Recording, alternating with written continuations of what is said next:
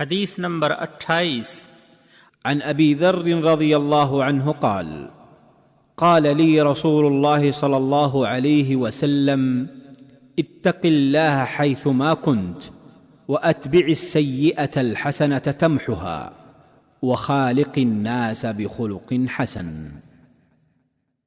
جامع ترمذی حدیث نمبر 1987۔ امام ترمذی نے اس حدیث کے بارے میں فرمایا کہ حسن صحیح، اور علامہ البانی رحمہ اللہ نے اسے حسن قرار دیا ہے۔ اسلام خوش اسلوبی سے لین دین کرنے کا دین ہے۔ ابو ذر رضی اللہ تعالی عنہ کہتے ہیں کہ مجھ سے رسول اللہ صلی اللہ علیہ وسلم نے فرمایا، جہاں بھی رہو اللہ سے ڈرو، برائی کے بعد جو تم سے ہو جائے بھلائی کرو، جو برائی کو مٹا دے اور لوگوں کے ساتھ حسن اخلاق سے پیش آؤ۔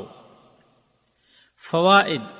نمبر 1، تقوی کا مطلب ہے اسلامی تعلیمات کے تقاضے کی روشنی میں اللہ کے احکامات کی پابندی اور اس کی منع کردہ چیزوں سے اجتناب برتتے ہوئے نفس کی حفاظت کرنا اور اسے اللہ کی سزا اور عذاب سے بچانا۔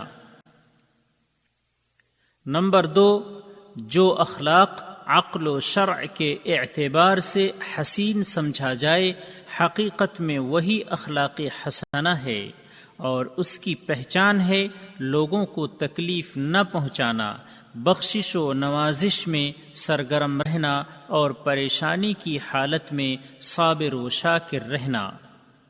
نمبر 3، نیکیاں برائیوں کو مٹا دیتی ہیں اور یہ بندوں پر رب کی مہربانی ہے۔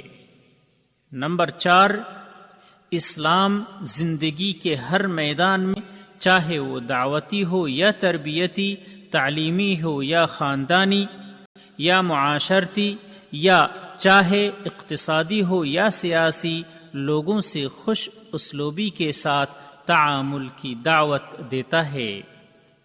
راوی کا تعارف، ملاحظہ ہو حدیث نمبر 10۔